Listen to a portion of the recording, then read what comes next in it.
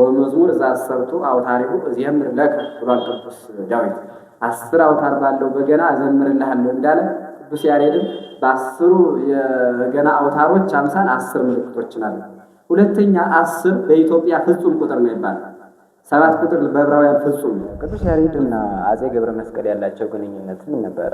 አጥንትን የሚያለመልም እጅግ ውብ የሆነ እንስሳት እንኳን ሳር መጋጣቸውን ትተው የሚያደምጡት፣ አዕዋፋት እንኳን ጸጥ ብሎ የሚያደምጡት፣ ሰው ሁላ ስራ መስራት አይችልም ነበር። ቅዱስ ያሬድ ሲያዜም ልክ እየተመሰጠ የያዘውን ነገር ሁሉ ይጥል ነበርና ያንን የእግዚአብሔርን ቃል አንስቶ ሲያዜምላቸው አፄ ገብረ መስቀል በጣም ከመመሰጣቸው የተነሳ ከዚያ በኋላ በያዙት በትረ መንግስት ጫፉ ላይ ጦር ያለበት ነው እንዲህ አድርገው እግሩ ላይ ተክለውበታል።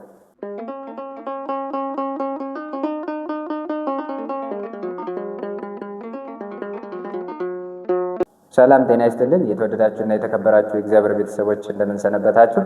ይህ የእውቀት ማዕድ የተሰኘው መንፈሳዊ መርሃ ግብራችን ነው።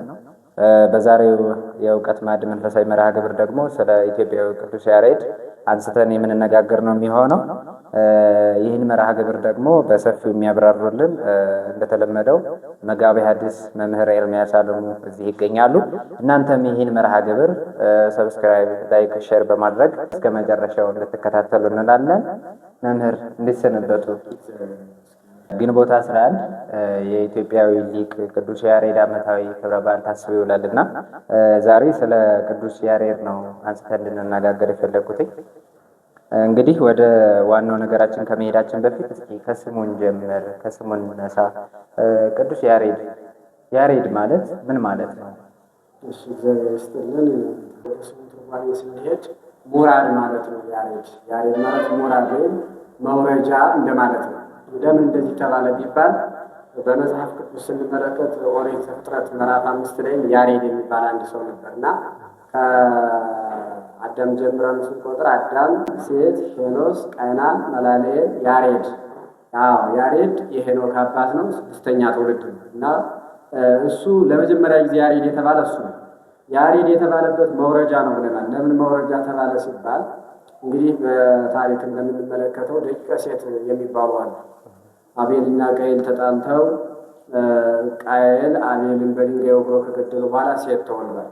የሴት ልጆች ደጋግ ሆነዋል። በአቤል ፈንታ ነው ሴት የተወለደ እና በደብረ ቅዱስ ይኖሩ ነበር። እግዚአብሔርን እያመሰገኑ ልክ እንደ መላእክት ሆነው እግዚአብሔርን በማመስገን ተለይተው ይኖራሉ። ደቂቀ ቃየል ደግሞ ወደታች ወደ ምድር ከዚያ ወርደው በዝሙት በኃጢአት የሚኖሩ ነበሩና እነዚያ ደቂቀ ሴት የተባሉት አንድ ቀን ለተልእኮ አንዱ ሲወርድ ደቂቀ ቃየል ያልሆነ ስራ ሲሰሩ እንደ ባዝራ ሲንጠላጠሉ ተመልክቷቸዋልና አይ ምን አለ? ኧረ ኑሮንስ ይኖሯታል ደቂቀ ቃየል፣ እኛማ እዚህ እግዚአብሔርን ከማመስገን ውጭ ምን ተጠቀም? እንውረድ ተባብለው በእሱ ዘመን ከደብረ ቅዱስ ገልበ ቅዱስ ማለት ገነት አጠገብ ያለች ቦታ ናት። የገነት ጓሮ ናት እና ከዚያች ወደ ምድር ወርደዋል እና ሙራድ የተባለ መውረጃ የተባለ በዚህ ሰው ዘመን ያሬድ በተባለው ሰው ዘመን እኒያ ደቂቀ ሴት ከላይ ከደብረ ቅዱስ ወደ ምድር ስለወረዱ ያሬድ ተብለዋል።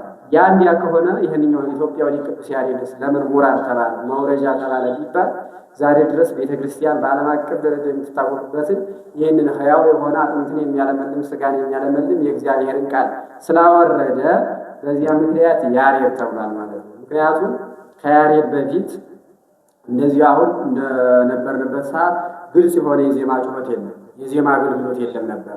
በውስጥ በለሆሳስ እንደ ንባብ ያለ ነበር የነበር።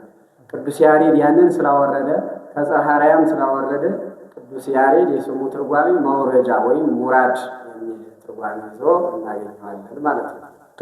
ድንቅ ነው በጣም። እሺ መምህር፣ ወደ ሁለተኛው ጥያቄ ስንሄድ እስኪ ስለተወለደበት ቦታና ስለተወለደበት ዘመን እናውራና የተወለደበት ቦታ ዘመን መቼ ነው? እንግዲህ ቅዱስ ያሬድ የተወለደ በ505 ዓመተ ምህረት ነው። የተወለደበት ቦታና ዘመን ማለት ነው።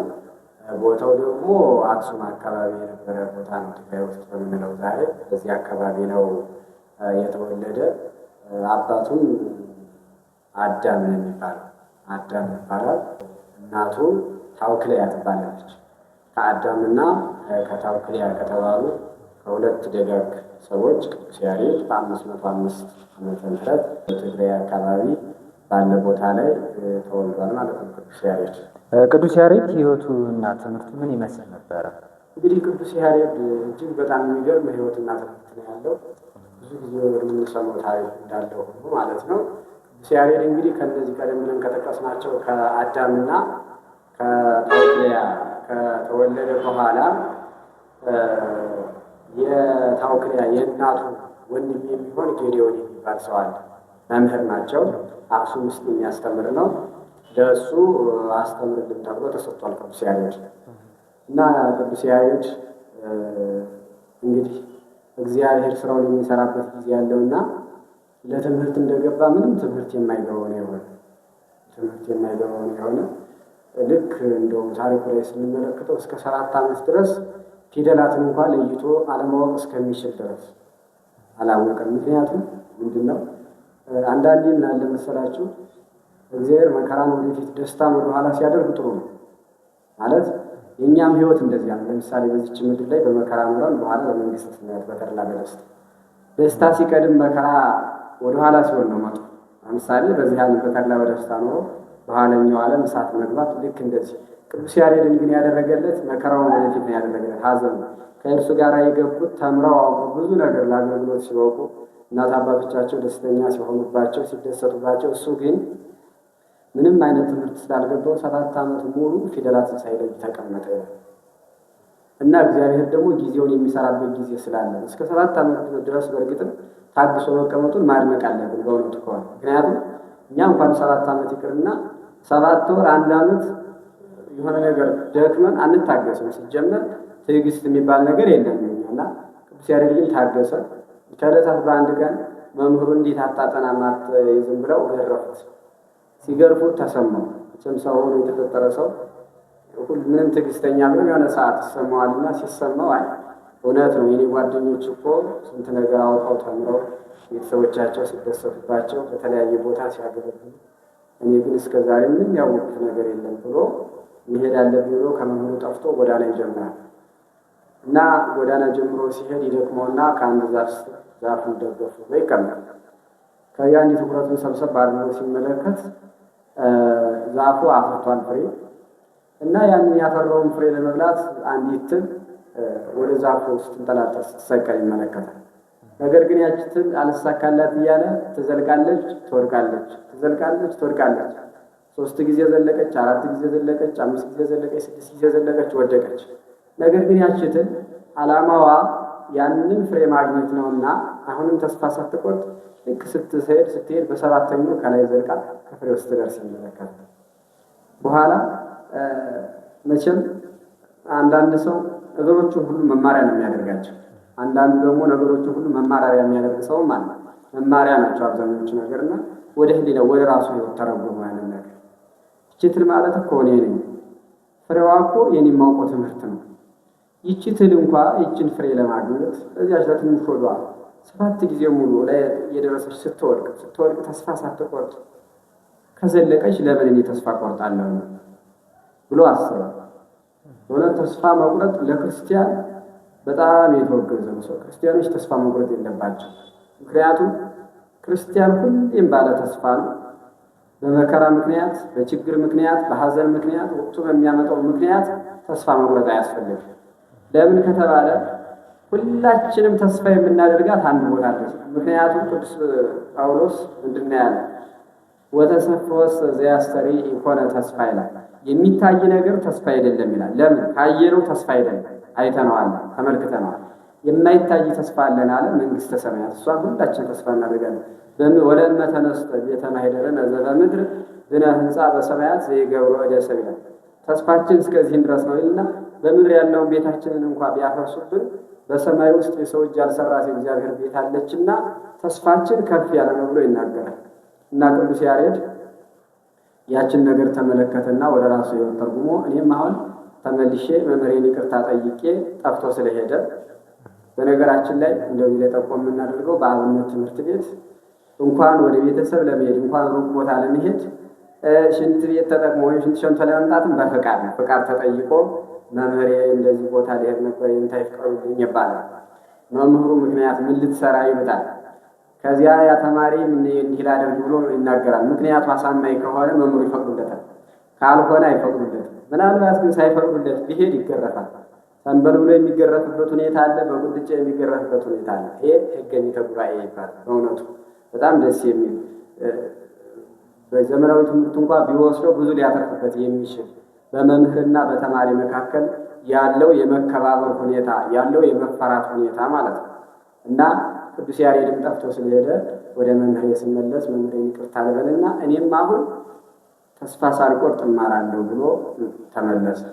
እግዚአብሔር ደግሞ ተስፋ ካለን ዘመኑን ራሱ ያሳጥርልናል። እና ቅዱስ ያሬድ ወደ መምህሩ ተመልሶ ሲማር ግን በአጭር ጊዜ ውስጥ ብሉይና ሐዲስን ሊቃውንትና መነኮሳትን ተማር አወቀ።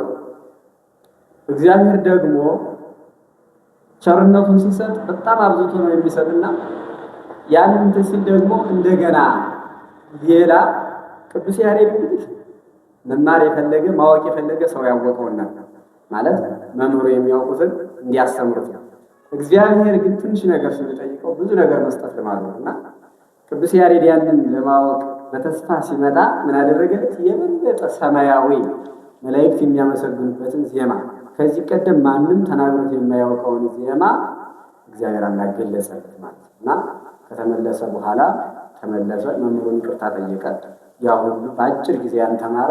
እግዚአብሔር አምላካችን ደግሞ እንደገና ሌላ እውቀት፣ ሌላ ሀብት፣ ሌላ ጥበብ፣ ሌላ ተሰፍሮ የማይዘለቅ ጸጋ እግዚአብሔር እንዲሰጠው ሆኗል ማለት ነው። እና ሕይወትና ትምህርት የቅዱስ ያሬድ ይህን ይመስላል።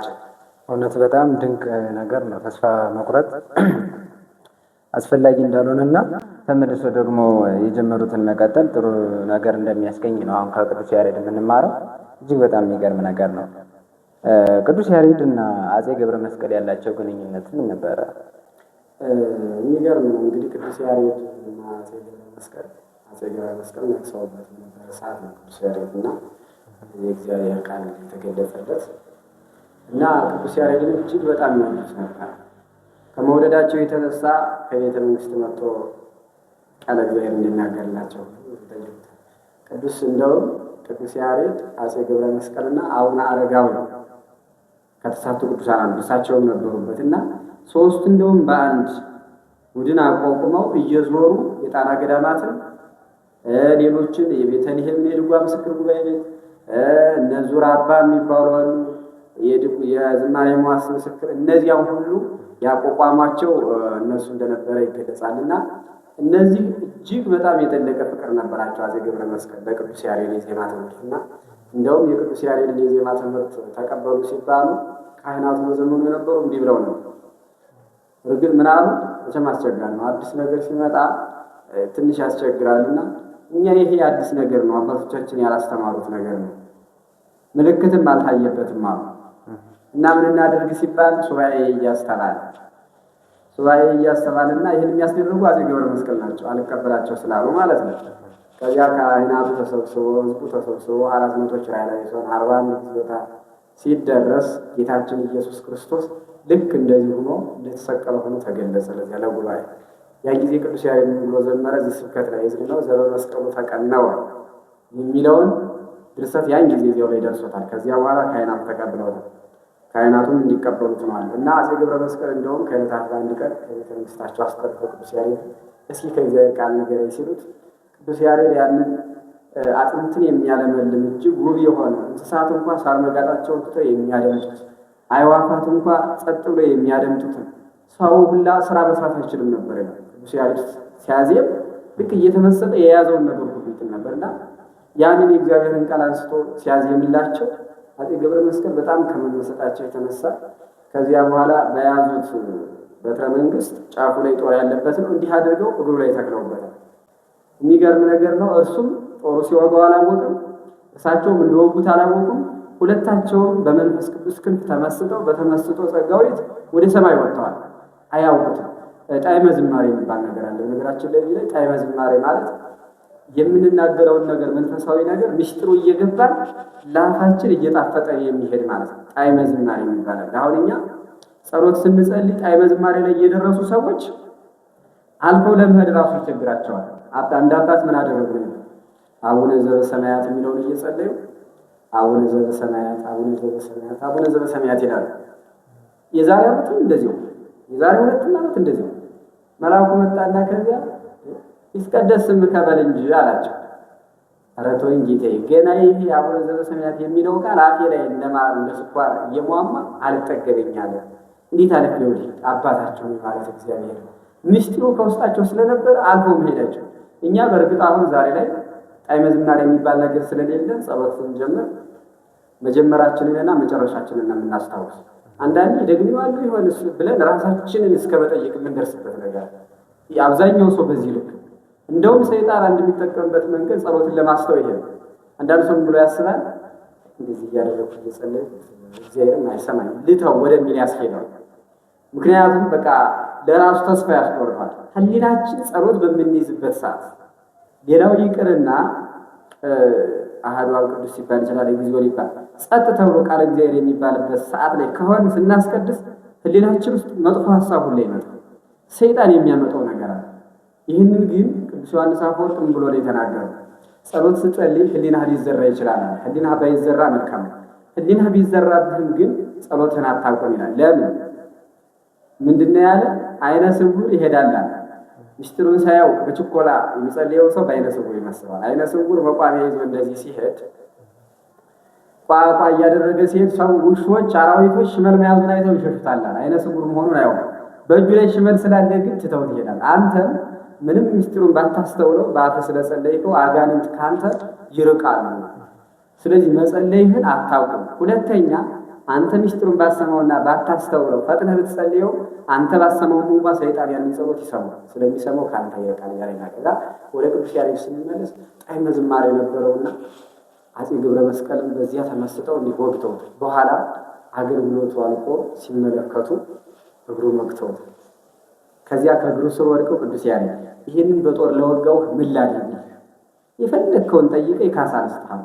በጣም የሚገርም ነገር። በኋላ እሱ ምን አላቸው? የገቡልኝን ቃል ላይክድ ይማሩልኝ አላቸው። እሺ እንዴ አንተ ጠይቀኝ ችግር የለውም ማለት። ከዚያ በኋላ ካስማላቸው በኋላ እንግዳስ ከዚህ ዓለም ተለይቼ ወደ ገዳም መሄድ እፈልጋለሁና ገዳም መሄድ ይፈቀዱ። ገብረ መስቀል ገንዘብ ወርቅ የሚል መስሏቸው ይሄን ደግሞ እሳቸው ይህም ቢያውቁ ቃል የማይገቡለት ምክንያቱም ከቅዱስ ያሬድ መለየት አይፈልግም አስምሏቸዋልና ምን አደርጋለሁ ብለው ፈቀዱለት። ከዚያ በኋላ ከሰው ተለይቶ ብዙ ምስጋና እያመሰገነ ኑሯልና አፄ ገብረ መስቀል እንግዲህ እግዚአብሔር አድሏቸው በቅዱስ ያሬድ ዘመን የነበሩ ናቸውና ግንኙነታቸው ይህንን ይመስል በጣም የሚገርም ነው። እንደው የቅዱስ ያሬድ ነገር ተሰምቶ አይጠገብም።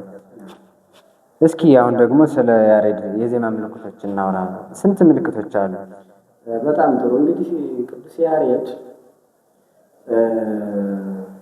10 አይነት ምልክቶች አሉት የራሱ የሆኑ ማለት ነው። የራሱ የሆኑ 10 አይነት ምልክቶች አሉት። እነዚህም የሚከተሉት ናቸው። አንደኛ ይዘት ይባላል። ምናልባት እዚህ ጋር ለማሳየት አይመችም እንጂ የየራሳቸው ቅርጽ አላቸው። ይዘት ማለት ለምሳሌ እንደ እንደማጭር ወደ ላይ ሊሆን ይችላል። ይዘት ይባላል። ሁለተኛው ደግሞ ጭረት ይባላል። ጭረት። ሶስተኛው ቅናት ይባላል። ቅናት። አራተኛው ቁርጥ። አምስተኛው ነጠብጣብ ወይም ረክረክ ይባላል። ስድስተኛው ድፋት። ሰባተኛው ደግሞ ደረት። ስምንተኛው ሂደት። እነዚህ እንግዲህ በጩኸት የሚገለጹ ናቸው ስምንቱ። ሁለቱ ግን ዝም ብለን አይተን እኛ የምንረዳቸው ናቸው። አንብርና ድርስ የሚባሉ እነዚህ ናቸው ስምንቱ በጩኸት የሚገለጹ ናቸው። ሁለቱ በቃላቸው ብቻ የሚያስተላልፉት መልእክት አለ። እንደው እዚህ ጋር ለመግለጽ አይመችም። ዜማውን የሚችለው ሰው ይረዳቸዋል። ድርስ ይላል፣ አንብር አለ፣ አጥንት አላቸው። በተለያዩ ዜማዎች እንግዲህ እነዚህ ናቸው። በሁሉም ዜማዎች ማለት የቅዱስ ያሬድ ምልክቶች እነዚህ ናቸው። በኋላ ሊቃውንት ግን የተጨመሩ ሌሎች ነገር አሉ። እነሱን እናያቸዋለን። ጥሩ። እነዚህ 10 የያሬድ ምልክቶች ምስጢራዊ ትርጉም አላቸው ይሆን? በጣም አላቸው። የሚገርም ምስጢራዊ ትርጉም ያላቸው። ምክንያቱም ሁሌም እንደምንናገረው ቤተክርስቲያን ያለ ምሳሌ ያለ ምስጢር በልማድ የምታደርገው ምንም ነገር የለም። እያንዳንዱ ጥቃቅን ነገር ምስጢራዊ አላት፣ ምስጢራዊ ትርጓሜ ያላት፣ ምስጢራዊ ሕይወት አላት። እኛ የምንማርበትና እንደው ከቁጥራቸው ብንጀምር 10 መሆናቸው ራሱ እንደውም ሊቃውንት በማን ይመስሏቸዋል? በቅዱስ ዳዊት 10 የበገና አውታር ነው።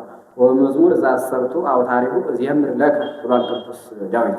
10 አውታር ባለው በገና እዘምርልሃለሁ እንዳለ ቅዱስ ያሬድም በ10 የበገና አውታሮች አምሳል 10 ምልክቶችን አሉ። ሁለተኛ 10 በኢትዮጵያ ፍጹም ቁጥር ነው ይባላል። 7 ቁጥር በዕብራውያን ፍጹም ነው። ፍጹም ማለት በጣም ብዙ ትርጓሜ ያለው አንደኛ ግዕዟን ቁጥር አሁን አይታችኋት ከሆነ 10 ቁጥር እንዲቀጥ ያለች ነው።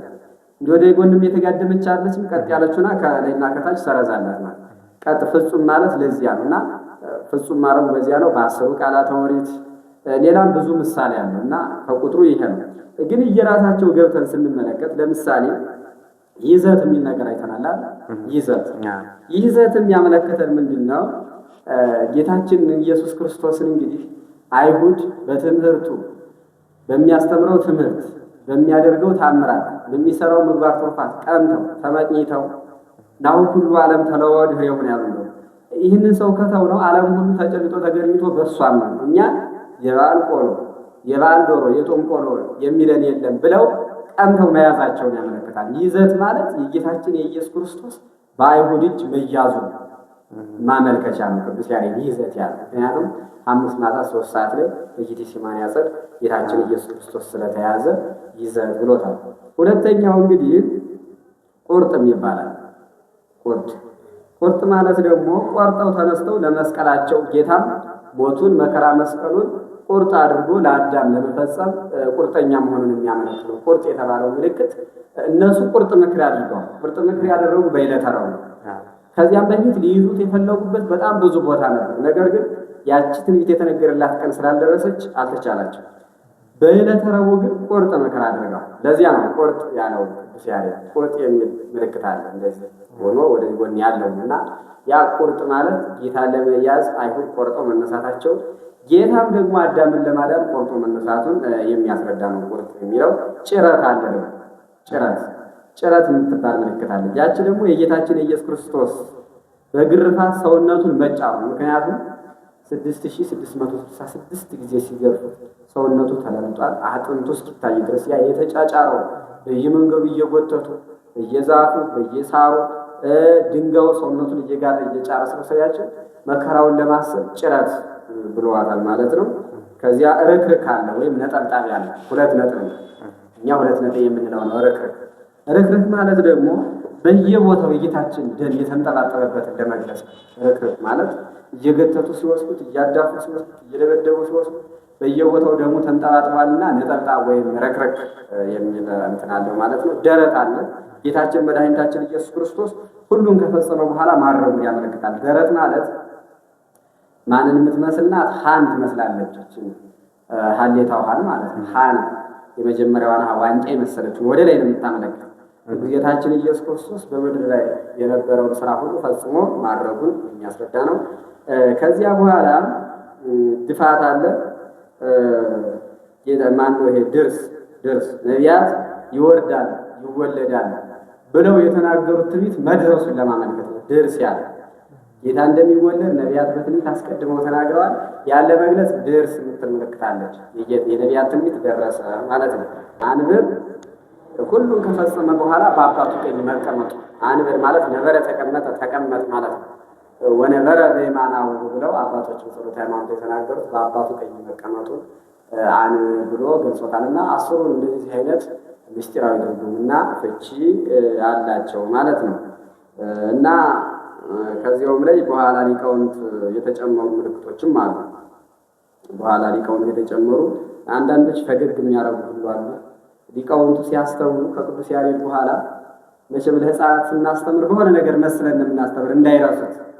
አንደኛ ክፍል ላይ ስናይ በሆነ ካለ ቦርሳ ተብሎ በምስል እንደሚቀመጠው ማለት ነው። እና እነዚህም የኋላ ሊቃውንት ከያሬድ በኋላ የተነሱት የተለያዩ ምልክቶችን አስቀምጠዋል። ብናያቸው ከነዚህ ውስጥ የአማርኛ ምልክቶች የሚባሉ ዘር የሌላቸው ምልክቶች ይላል።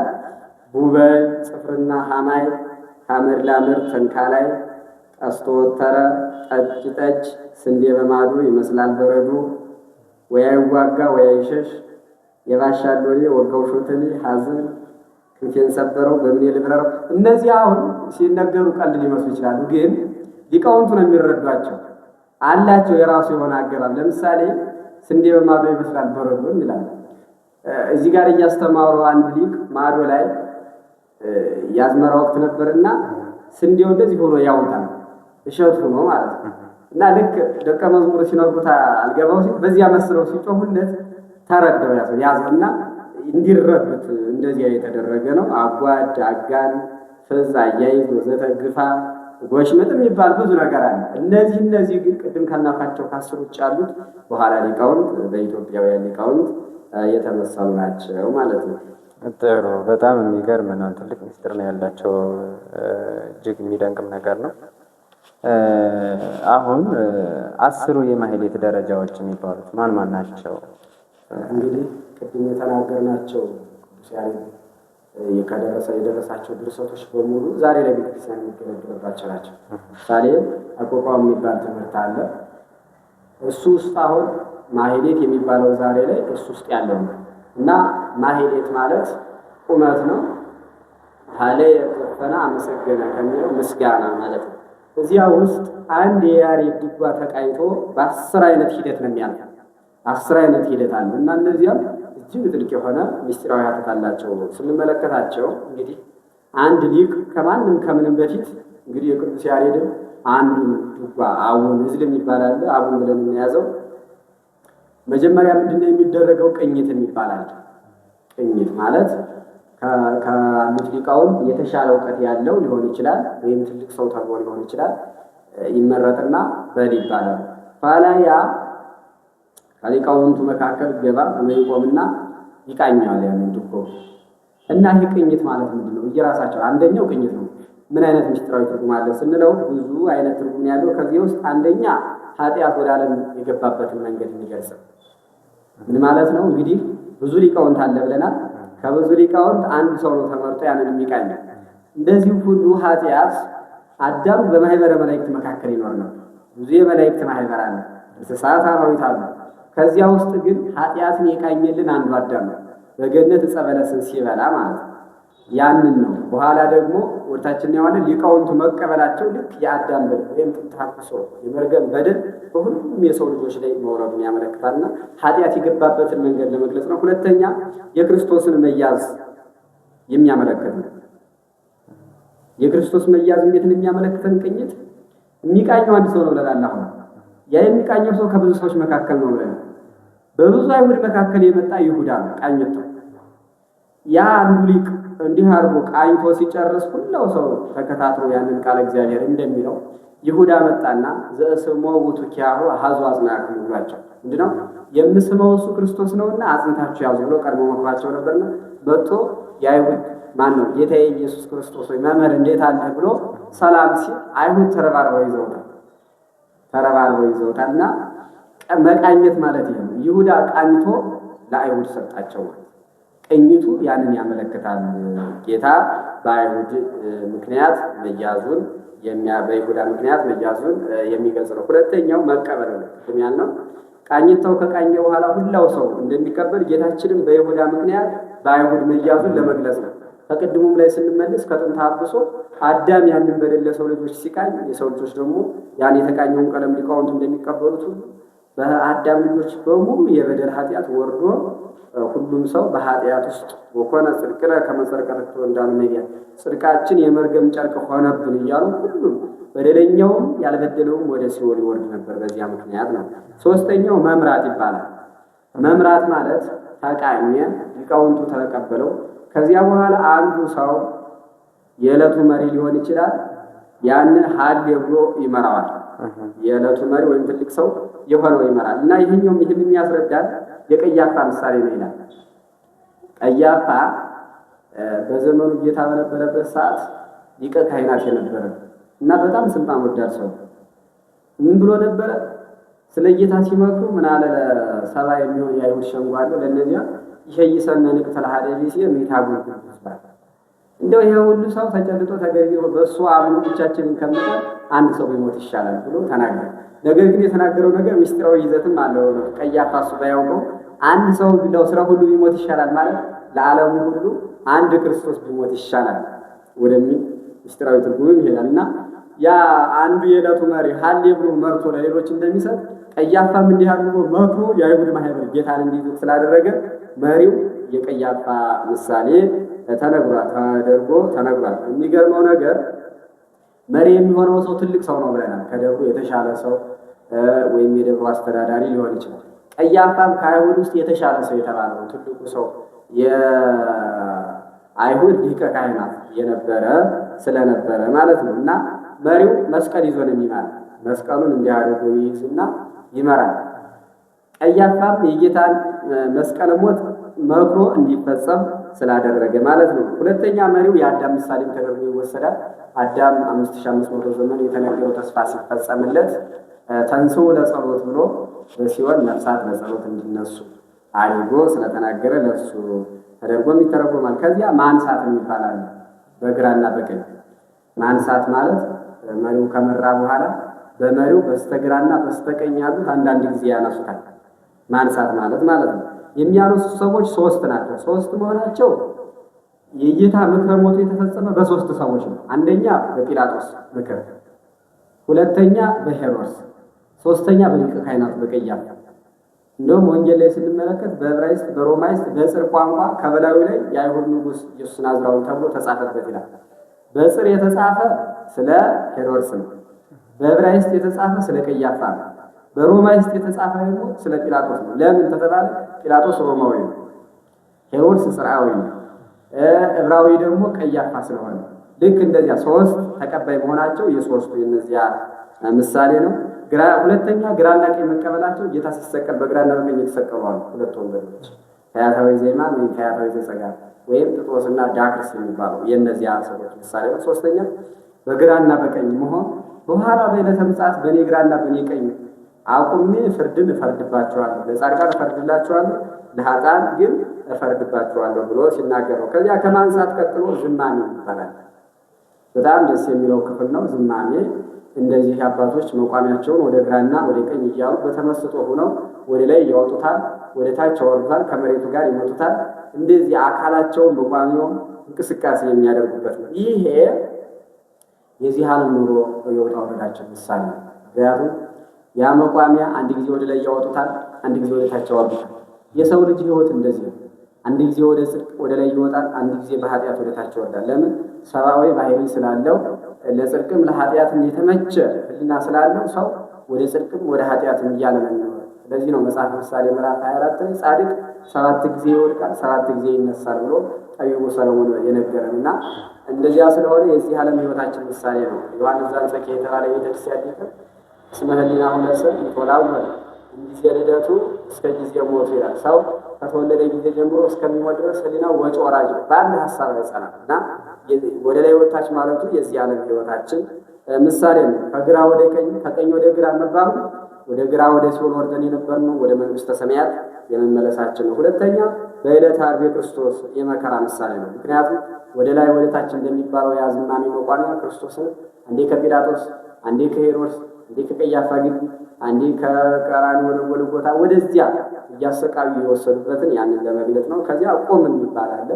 ቁም ማለት መቋሚያው ካለቀ በኋላ ጸናጽል ተይዞ በጸናጽል የሚባለው ቀስ ተብሎ በረጋ ባለ ድምፅ የሚባለው ክፍል ነው። ቁም ማለት እንግዲህ በዕለተ ምጽአት በክርስቶስ ፊት ለመቆማችን ምሳሌ ነው። ቁም ማለት ሁሉም ሰው አመነም አላመነም ሰው የሆነ በሙሉ እግዚአብሔርንም ባያምንም ያኔ እግዚአብሔር ፍጥረት ነውና ከክርስቶስ ፊት ቀርቦ ጻድቅ ከሆነ በቀኙ ኃጥእ ከሆነ በግራው ሆኖ ቁመን ፍርዳችንን የማግኘታችን ቁም የተባለበት የዚያ ምሳሌ። ሁለተኛ ክርስቶስ በጲላጦስ ፊት መቆሙን ለመግለጽ ነው።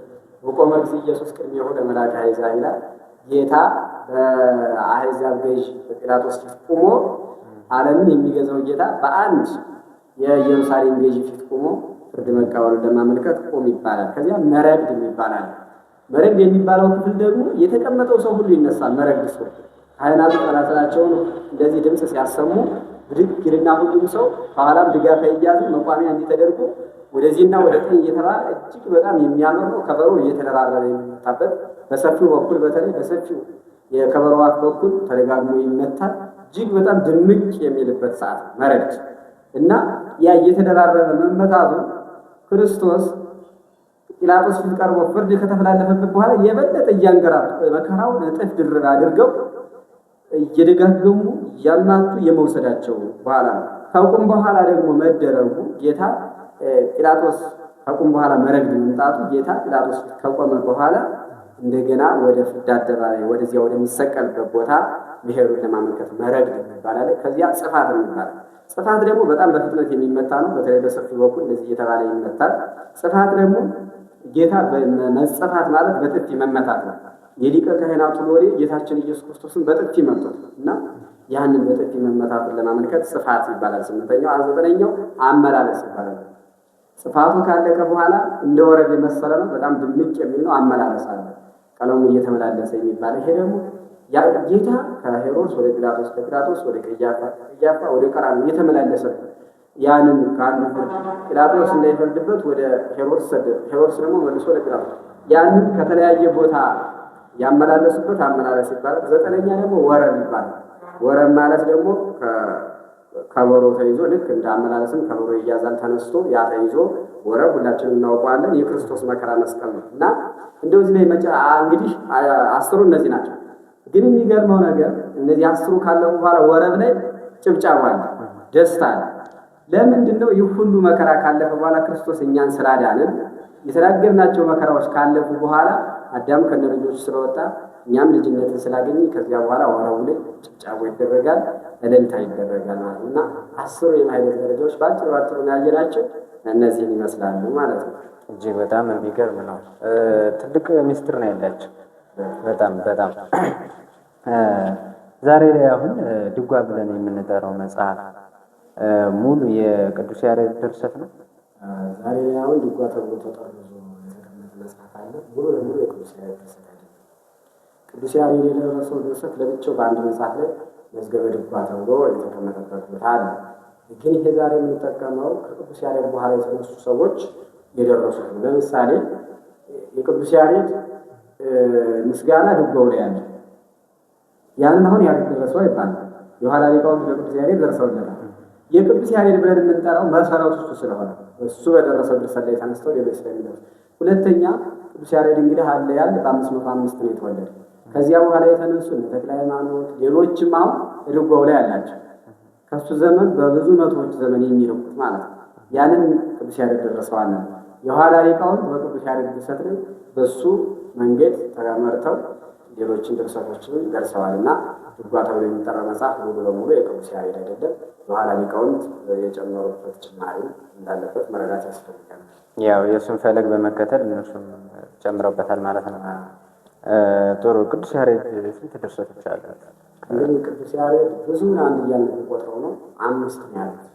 እነዚህ 5 የተባሉት ግን እየራሳቸው ትላልቅ መጻሕፍት ናቸው። አንዱ ድጓ ነው። ድጓ ውስጥ ያለው እጅግ በጣም ብዙ መጽሐፍ ነው። ድጓ ማለት በነገራችን ላይ ድጓ ማለት ነው የቤተ ክርስቲያን ድጓ ድግ የሚባል አለ መታጠቂያ። ሴቶች ስራ ሲዘሩ ወገባቸው እንዲይዝላቸው ጠበቅ አድርገው የሚታጠቁበት ወይም መቀነት እንደሚባል እና የቤተ ክርስቲያን ድጓ ቤተ ክርስቲያን ጸንታ የምትኖርበት ማለት ነው ድጓ ማለት እና አንደኛው ድጓ ነው። ከዓመት እስከ ዓመት የተሰራ ነው። ሁለተኛ ጾመ ድጓ የሚባል ነው። ሁለተኛው ጾመ ድጓ ማለት ደግሞ ከዘወረደ እስከ ትንሣኤ ድረስ ያሉትን የአብይ ጾምን ሳምንታት ስርዓተ ነግ ወዘተ የሚሰራ ነው። ሶስተኛው ደግሞ ምዕራፍ የሚባል አለ። ምዕራፍ የሚባል አንድ መጽሐፍ አለ፣ የቃል ትምህርት ነው። ከዚያ ደግሞ ዝማሬ የሚባል አለ፣ ከቅዳሴ በኋላ ቤተክርስቲያን ካህናቱ የሚያደርሱት። መዋሥዕት የሚባል አለ ደግሞ አምስተኛው። መዋሥዕት ማለት ደግሞ ሰዎች ሲሞቱ ለሰዎች ጸሎተ ፍትሐት የሚደረግበት ማለት ነው። እና እነዚህ እጅግ በጣም ግዙፍ መጻሕፍት ናቸው። እነዚህን አንድ እያልን ስንቆጥር ድጓ፣ ጾመ ድጓ፣ ምዕራፍ፣ ዝማሬና መዋሥዕት 5 አይነት ቅዱስ ያሬድ የዜማ ድርሰቶች አሉ ማለት ነው። እዚህ ግዕዝ፣ አራራይ ምንድን ናቸው? እንግዲህ አሁን የጠቀስናቸው 5 መጻሕፍቶች አሉ። እነዚህ ከግዕዝ ከአራራይ አይወጡም። ምክንያቱም እነዚህ ነገሮች ቅዱስ ያሬድ 3 አዕዋፋት ተገልጸውለት ነበር። አንዷ እዝልን ነገረችው፣ አንዷ ግዕዝን ነገረችው፣ አንዷ አራራይን ነገረችው እና እነዚህ 3ቱ የአብ የወልድ የመንፈስ ቅዱስ ምሳሌዎች ናቸው። እዝል በአብ ይመሰላል፣ ግዕዝ በወልድ ይመሰላል፣ አራራይ ደግሞ በመንፈስ ቅዱስ ይመሰላል እና እነዚህ እዝል ግዕዝ አራራይ የሚባሉ ሊቃውንቱ በአጠቃላይ የሚጮኋቸው ነገሮች ከነዚህ ውጭ ወጡ አይደለም። ወይ እዝል ነው ወይ ግዕዝ ነው ወይ አራራይ ነው። ዛሬ ቤተክርስቲያን የምንሰማው ዜማ በሙሉ እነዚህ በሶስት ውስጥ የተካተተ ነው ማለት ነው። ስለ ቅዱስ ያሬድ ምን የተለየ አስደናቂ ነገር አለ? በጣም የሚገርም ነው። በአሁኑ እሱ የሚገርም ብዙ ነገር አለ ያሬድ። ግን ሁሌም እጅግ በጣም የሚገርመኝ ነገር ምንድን ነው? ቅዱስ ያሬድ ማንኛውም ድርሰት ሲደርስ ለምሳሌ ልደት በቃ ልደት ቃለ እግዚአብሔር አለ አይደል? መጨረሻ የድርሰቷ መጨረሻ ሁሌም በየቦታው ሰላም የሚባል ሰላም። በቃ የቅዱስ ያሬድ መጽሐፍ ስለ አንድ ጻድቅ ወይም ስለ አንድ ሰማዕት ሰራ አይደል? መጨረሻ ላይ ሰላም አለ። ሁሉም ቃለ እግዚአብሔር የሚጠናቀቁ ቤተክርስቲያን በቅዱስ ያሬድ ድርሰት በሰላም እንኳን ሌላ ይቅርና ቅዳሴው ራሱ የምንመለከት መጨረሻ ላይ ምንድን ነው? እትው በሰላም በቃ ቤተክርስቲያን የሁሉም ነገር ፍጻሜ ሰላም። ለምን ከተባለ ለሰው ልጅ እጅግ በጣም አስፈላጊው ነገር ምን ስለሆነ ነው? ሰላም ስለሆነ እና ቅዱስ ያሬድ በጣም የሚደንቅ የተለየ ነገር ያለ ድርሰቶችን በሙሉ በሰላም ነው የሚፈጽማል። አጠቃላይ በዝማሬው፣ በመዋሥዕቱ፣ በምዕራፉ፣ በድጓው፣ በጾመ ድጓው የድርሰቱ ፍጻሜ ሰላም ነው እና ሰላም እንዴት አይነት እንደውም ቅዱስ ያሬድ ስለ ሰላም በሰፊው ተናግሯል። የግልዋ ለተፋቀሩ ወስዋ ለሰላም እያለ ሰላምን ፈልጓል፣ ሰላምን ያዟት እያለ እና ለየት የሚያደርገው ነገር ይሄ ነው። ሰላምን በሰላም መጨረሻ ነው ማለት ነው። ጥሩ እንግዲህ ቅዱስ ያሬድ የኢትዮጵያዊ እንደመሆኑ አንፃር ስላበረከታቸውን ብዙ ነገሮች እንደው በኢትዮጵያ ውስጥ ለቅዱስ ያሬድ ብዙ ነገር ተነግሮለታል ያስባል። እጅግ በጣም የሚቆጨው ነገር ይሄ ቅዱስ ያሬድ አውሮፓዊ ቢሆን ኑሮ፣ ጃፓናዊ ቢሆን ኑሮ ወይም ኤዥያዊ ቢሆን ኑሮ፣ መካከለኛው ቢሆን ኑሮ ዛሬ ላይ ምን ያህል ይወሳ እንደነበረ ይታወቃል።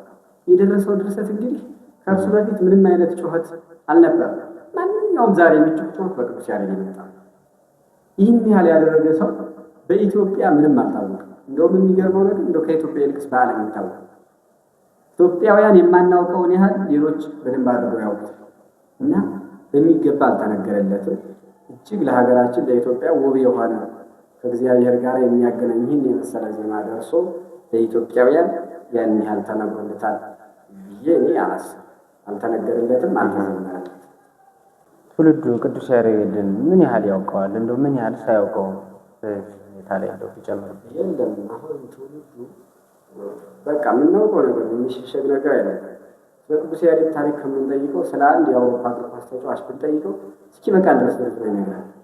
አንድ ሮናልዶ እንዴት ነው ብንለው አንዱና እንዲህ ነው በዚህ ጊዜ ለዚህ ክለብ ፈረመ፣ እንዲህ ሆነ፣ ይህን ያህል ባላንዶር በላ፣ ይህን ያህል ግብ አስቆጥራል፣ ይህን ያህል ሪከርድ አለ፣ በቃ ይዘረዝራል።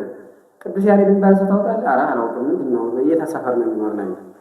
በጣም አሳዛኝ ነው እና ትውልዱ አላወቀው። በእውነቱ በጣም የሚያሳዝን ነው።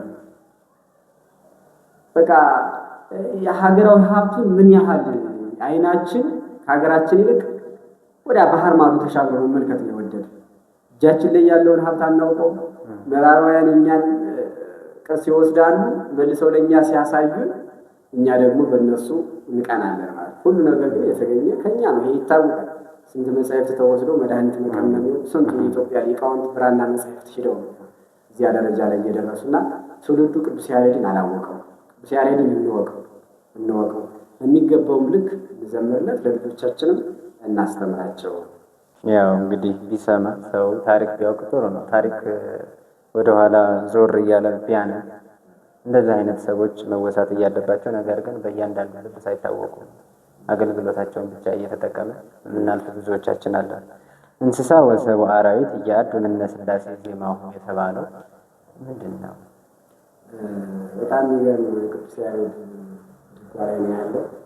እንስሳ ወሰብ ወአራዊት እያድ ምነ ሥላሴ ዜማሁ።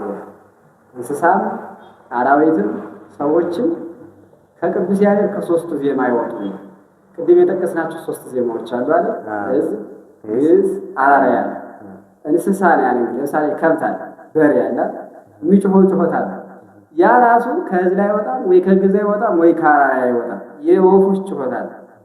ያ የሚጮኸው ራሱ ከዚህ ከግዕዝ ከአራራይ አይወጣም፣ ከሶስቱ አይወጣም። አዎ፣ ሰውም ራሱ እንጉርጉሮ ሊሆን ይችላል፣ ዘፈንም ሊሆን ይችላል። መንፈሳዊ ባይሆንም እንኳን ራሱ ያ ራሱ ከቅዱስ ያሬድ ዜማ ድርሰት አይወጣም። ከሶስቱ ዜማዎች አይወጡም ብሎ ሊቃውንት የተናገሩለት ለዚህ በቃ አጠቃላይ በሙሉ እነዚህ ነገሮች የሶስቱ የእንስሳትም የአራዊትም የአዕዋፋትም ጩኸት የአዕዋፋት ዝማሬ የሚሆን የከብቶችም ጩኸት የበጎች አጠቃላይ ጩኸት የሚባለው በሙሉ ከቅዱስ ያሬድ ከሶስቱ ዜማ አይወጣም ብለው መስክረውለታል። ብዙ ቦታ ደጋግመው የሚያወጡት እና ይህንን ነገር አሁን አንዳንድ ሰዎች እንግዳ ነገር ሊሆንባቸው ይችላል። እንዴት ጩኸት እንዴት የከብት ጩኸት ከቅዱስ ያሬድ ዜማ ሊገባ ይችላል? ይህንን የሚያውቁት ባለሙያዎች ራሱ ቅዱስ ያሬድ ያውቀዋል። ዜማውን የሚያውቁት ሰዎች ናቸው ሊያውቁት የሚችሉ እንጂ አናውቀው። ምክንያቱም እዝልን ግዕዝን አራራይንም ለያይተን ማወቅ ስለማንችል እና ይሄ ከመጽሐፉ ከድጓ ላይ የተገኘ ቃል እና ከሶስቱ ዜማዎች አይወጡም ተብሎ ተነግሮለታል ቅዱስ ያሬድ ማለት ነው። ማንኛውም ጩኸት ከእንስሳም ይሁን ከአራዊት ከእንደዚህ ከነሱ ከሶስቶቹ የዜማ እንትኖች አይወጣም ማለት ነው። ቅዱስ ያሬድ አርፏል አላረፈም የሚባለው ነገር እንዴት ነው? እንዴት ይታያል? እንግዲህ ይሄ እጅግ በጣም ሊቃውንቱ ሁለት አይነት ሀሳብ ነው ያላቸው። አንድ ወገን ቅዱስ ያሬድ እንደነ ሄኖክ እንደነ ዕዝራ እንደነ ኤልያስ እንደነ መልከጼዴቅ ተሰውሯል። እግዚአብሔር አምላክ ከሞት ሰውሮታል። ዛሬም ድረስ በሕይወት አለ። በዕለተ ምጽአት ምስክር ሆኖ በሐሳዊ መስክ ጊዜ ይሞታል። ከዚያ በኋላ እንጂ ዛሬ አልሞተም የሚሉ አሉ። ሌሎች ወገኖች ደግሞ ስንክሳርም የሚለው በዚህ ዕለት ቅዱስ ያሬድ በዓሉ መታሰቢያው ነው ብሎ መጨረሻ ላይ በሰላም አረፈ ይላል። የቅዱስ ያሬድ የመልክ ደራሲ ራሱ ሰላም ለመቃብሬ ከፍ በሚለው ነገር አለ። ለመቃብሬ ከተብሎ የተነገረለት ቢሞት ነው ቢቀበር ነው። ስለዚህ እሱ አርፏል የሚሉ ሰዎች አሉ እና ይሄ ነገር እስከ ዛሬ እልባት ያልተገኘለት ነገር ነው። ገድሉም እንዳረፈ ነው የሚናገር። ደግሞ መላእክት ሰውረው ወሰዱት የሚልም አለና ይህን ነገር ለሊቃውንቱ ብንተውን ይችላል። አከራካሪ ነው። ሊቃውንቱ ብዙዎች የሚስማሙበት እንዳረፈ ነው። አንዳንድ ሊቃውንት ደግሞ ቅዱስ ያሬድ ተሰውሯል የሚሉ አሉና እንግዲህ የተለየ ነገር አልተገኘም። እስኪ ወደፊት እናየዋለን። ያው እንግዲህ በመጽሐፍ የተገለጸልንም እሱ በማሳወቅ ነው። እሺ እንደው በመጨረሻም ለተመልካቾቻችንና ያው ለኢትዮጵያውያን ይህንን ቪዲዮ ለሚያዩት በሙሉ የሚሉት ነገር ካለ እንግዲህ የምለው ነገር በቃ ሀብታችንን እንወቅ፣ ገንዘባችንን እንወቅ። በቃ እኛ ሀብት አለን፣ መንፈሳዊ ሀብት አለን። በቃ ኢትዮጵያ ብዙ ሀብት አላት። እንደ ቅዱስ ያሬድ ያለ እንደ አባ ጊዮርጊስ ዘጋስጫ ያለ እነሱ እንደ ዛሬው ዘመን ዋጋ በሌለበት ዘመን ምሳሌ ዛሬ ሰው መጽሐፍ ቢያሳትም ጥቅም አለ ለራሱ። በዘመናቸው ግን ቀለም ቢያውቁ እንኳን በደማቸው እየጻፉ አስቀምጠውልናል። እነሱ መንፈሳዊ እንጂ ምንም ስጋዊ ጥቅም ላይ ያገኙበት ማለት ነው። እንደውም በድሮ ዘመን የነበሩ ሰዎች እኮ በስመ አብ ወወልድ ወመንፈስ ቅዱስ አሐዱ አምላክ የሚለውን መጽሐፍ ሊጽፉ ሲሉ በእንባቸው ነበር የሚገጣበጡ ሲባል ቀዩ ነበር። አልቅሰው በተሰበሰበው በእንባቸው ቀለሙ ተበጥቶ ይጻፋል። እስከዚህን ድረስ ነው እና ሀብታችንን ማወቅ አለብን። ቅዱስ ያሬድን ያህል ሊቅ ማወቅ አለብን፣ መዘከር አለብን። እንደው ድርሰቱንም ማወቅ አለብን። እንግዲህ ሁሌ በጣም እንናገራለን። የቅዱስ ያሬድ ድርሰት ሰው ይፈራዋል፣ የሚገባው አይመስልም። እንደገና እንግሊዝኛን ለመማር ስንት ወጪ ጊዜና ገንዘብ መድቦ የሚማር ሰው ቅዱስ ያሬድ በነጻ ተማር ሲባል አይሰማም። በጣም ይከብደዋል ሲያስበው። ህሊናውን ራሱ ማሳመራቸው እንዴት ሊችል ይችላል? አይሆንም ብሎ ያስባል። ግን በጣም ቀላል እሱ ያቆየንን ነገር ጽፎ ያስቀመጠልን አባቶቻችን ያስቀጠሉትን ነገር እንወቅ። ሀብታችንን እንወቅ፣ ገንዘባችንን እንወቅ። ምን ያህል ኢትዮጵያ ሀብት እንዳላት እንወቅ። ካወቅ ደግሞ እንጠቀምበት። ቅዱስ ያሬድን በሚገባው ልክ እንወቀው፣ ታሪኩን እንወቀው፣ ያደረገልን ውበታችንን እንወቀው። ካላወቅነው ውለታ ቢሶች እንሆናለን። ውለታ ቢሶች ያደረገልንን ነገር እንኳን ሳናመሰግን ስናልፍ ዛሬ የምናቀነቅነው ዜማ እንኳን ከየት እንደመጣ ቀደም ብለን ስለተመለከትነው የማስተላልፈው መልእክት እግዚአብሔር ይስጥልን፣ እግዚአብሔር ያክብርልን፣ ቃለ ሕይወት ያሰማልን እንላለን። የተወደዳችሁና የተከበራችሁ ተመልካቾቻችን የዛሬው የእውቀት ማዕድ የተሰኘ መንፈሳዊ መርሃ ግብራችን ይህን ይመስል ነበረ። እንግዲህ ስለ ቅዱስ ያሬድ ሰፋ ያለ ነገር እንዳገኛችሁ ተስፋ እናደርጋለን። ዳግም በሌላ መርሃ ግብር እስክንገናኝ መልካም ሳምንት ይሆንልን።